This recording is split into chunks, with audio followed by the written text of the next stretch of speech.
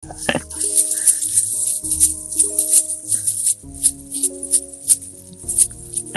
we are back for Yes, we for are. Pop and Fizz presents It's Meh Life, It's a life. which has been written as I'm reading this by Bec. It's being edited in real time. Professional. That's right, and it will be starring tonight in the faux NBC radio studio. Bec, Chris Rodriguez, and some actor we dragged from some writer that we dragged out from the cold, who can't act to save his life, which would be me. So, and I will be narrating. Okay, and I'm going to try and put on a terrible American accent. Yes, please. So, all right. I'm sure you mean an American accent. A terrible impression of an American accent. I think you just mean an American accent. All right. I'm American. I'm allowed to say very that. So it's a meh life. Some horrible person lost the only copy of Frank Capra's once flop, but now classic Christmas fable. And now the remaining cast must be reunited for one final time to film a live revival broadcast of It's a Wonderful Life. And now we have a parody of It's a Wonderful Life by people who kind of remember the movie. Characters? Jimmy, ? I don't remember his real name. Socialist loan guy at the old building, and loan always at odds with Bankman Pot. Married to a librarian, has a kid inexplicably named Zoo. Librarian wife, please don't edit this as librarian wife of Jimmy, mother of Zoo, cheerful person, likes to walk downstairs a lot. This voice, you sound like a computer. It's really good. It brings me such joy. I told you it was going to be terrible. Zoo, kid who keeps flower petals in her pockets, has teachers who may or may not have actual degrees. Clearance, an old man angel who can't get his angel degree, probably due to his raging alcoholism, to be played by not Humphrey Bogart. Old Man Pot, the guy who wants to screw over the town by making it a capitalist nightmare. Who absolutely not based on William Randolph Hearst or Howard Hughes at all, and doesn't keep a copy of Atlas Shrugged under his bed. The maid uses it to prop up a rickety bed missing a leg. And drunk Uncle Ricky, which will be played by me in a different voice. I don't know his real name, but we trust this guy with money for some reason. He also narrates our story. Narrator. So, okay. So it all Drunk Uncle Ricky. Drunk Uncle Ricky. Well, so it all began that Christmas Eve, Jimmy leaving work, leaving me, drunk Uncle Ricky with piles of cash to deposit at the bank to cover the loan payments of the local merchants. That's me, here taking a swig from the bottle in a brown bag. What a trooper. Why, get up, you old gin rummy. It's medicine for my old sciatica, Jimmy, me boy. That's when I gave him the old scout salute. I hope he didn't notice I got the fingers wrong. Now, Ricky, remember to deposit this money at the bank before 5 p.m. It's Christmas, and if you're late, it won't go onto the account until the 27th.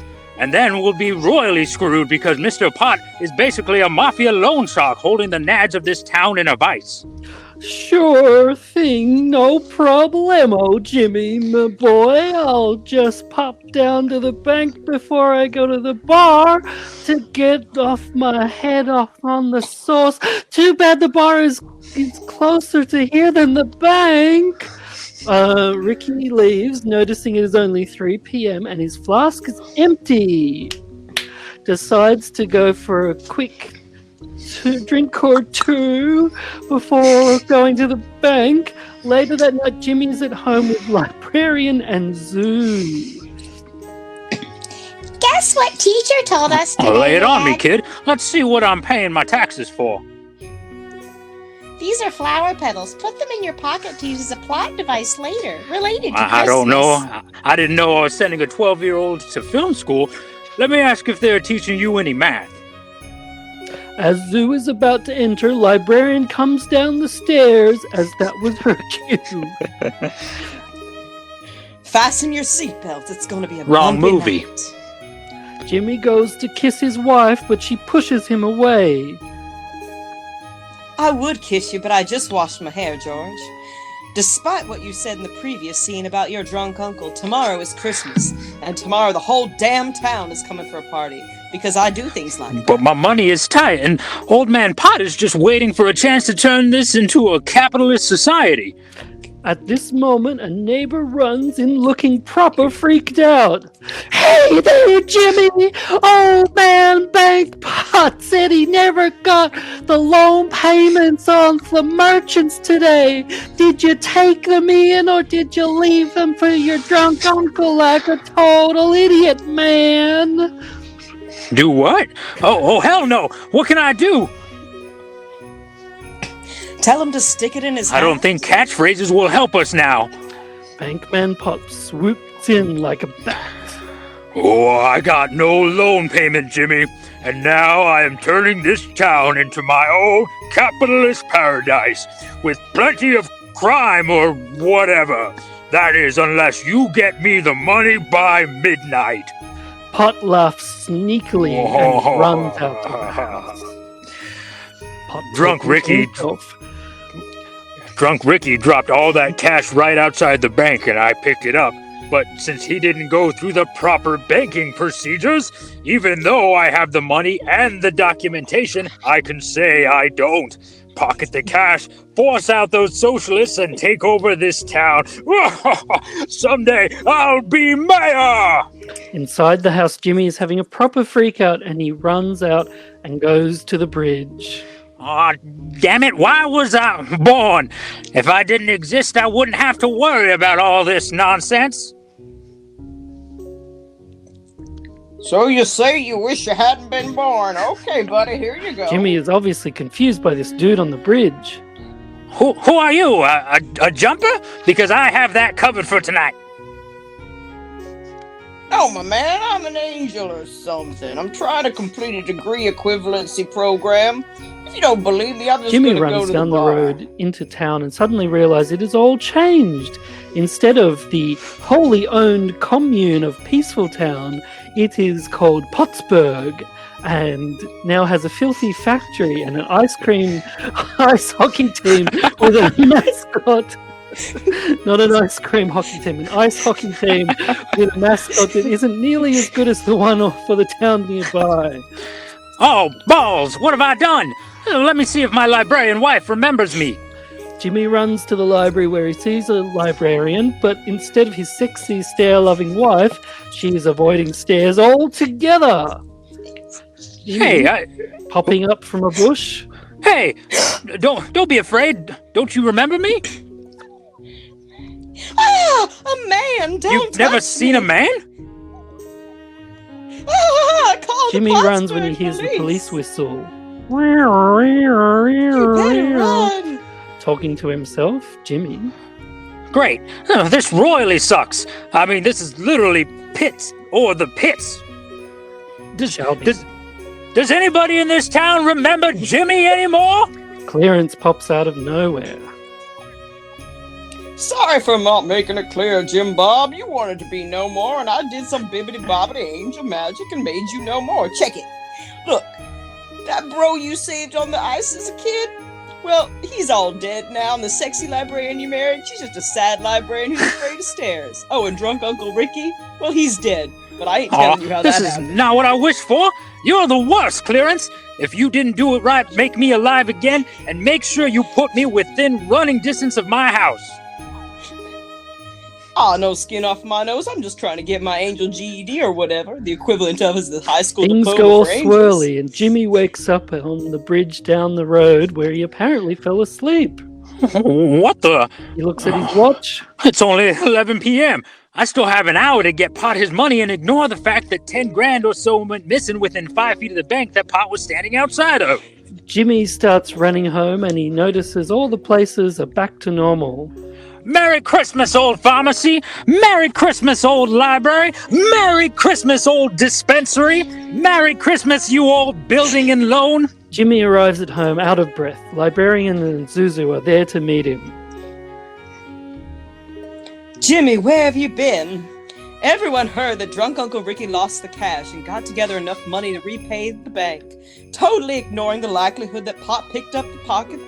Pot picked the pocket of drunk Uncle Ricky in front of the bank. Gee, oh golly, folks! Potts comes in ready to foreclose on the whole town, knowing that he has their money in his back pocket. It's 11:30 or something, and I know you didn't find that money or bother to investigate the disappearance of it with the police. You probably just got drunk with somebody claiming to be an angel. You're half right. Here's the money, and Clarence was an angel. I bet you're sorry now you didn't know the gumption of small-town America to line the pockets of fat cats. Can it, Jimmy? We're going to be investigated by McCarthy and Hoover Zuzu if comes you're in not and careful. points at the tree. You still have the Jimmy petals in your checks and pocket, pulls Dad. out the petals. Good, well let me wrap She rings this a up. bell on the tree.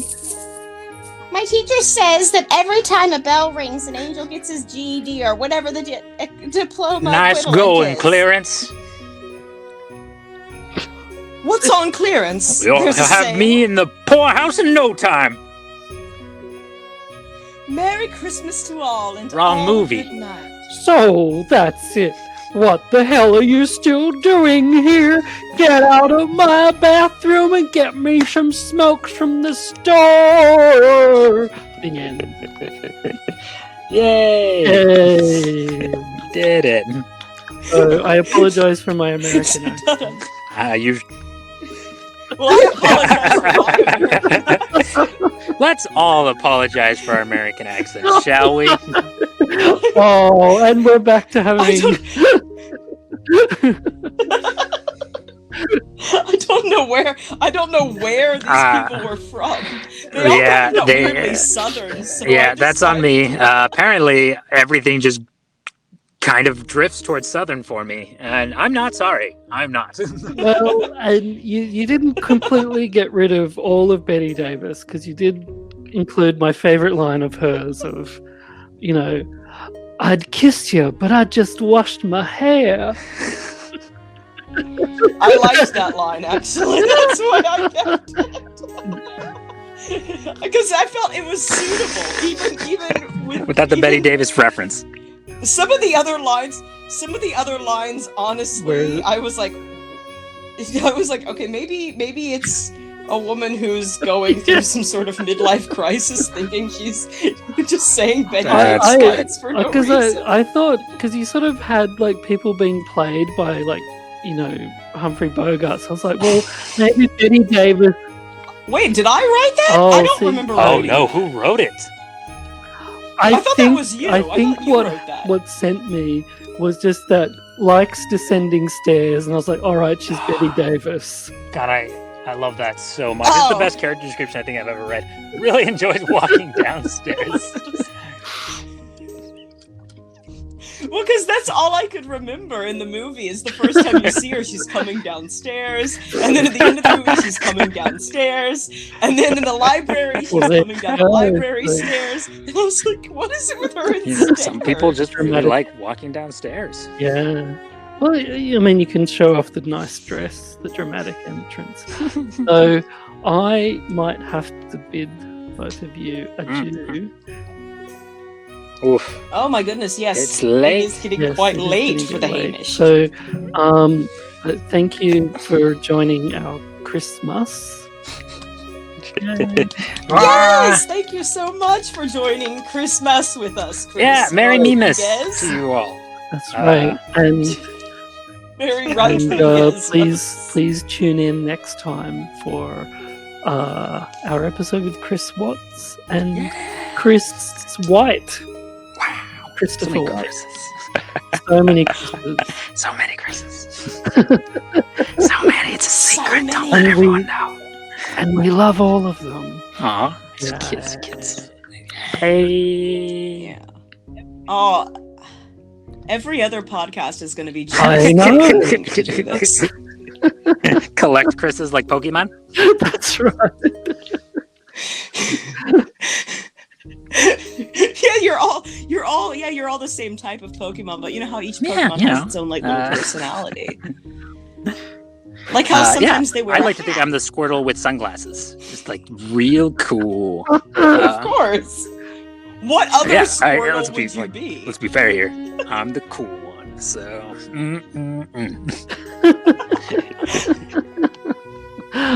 Well, Go get some sleep, Hamish. thank you. All right, so thanks for Go having to me. sleep. Bye-bye. Bye. Bye, Hamish.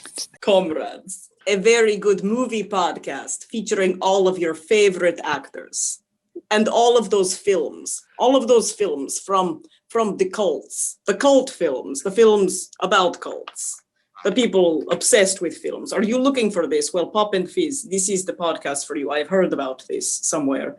It is on the Apple, it is on the Spotify, on the Google, it is on the Anchor. You know, the Anchor that you sink to the bottom of the sea that keeps your ship in place. I don't know.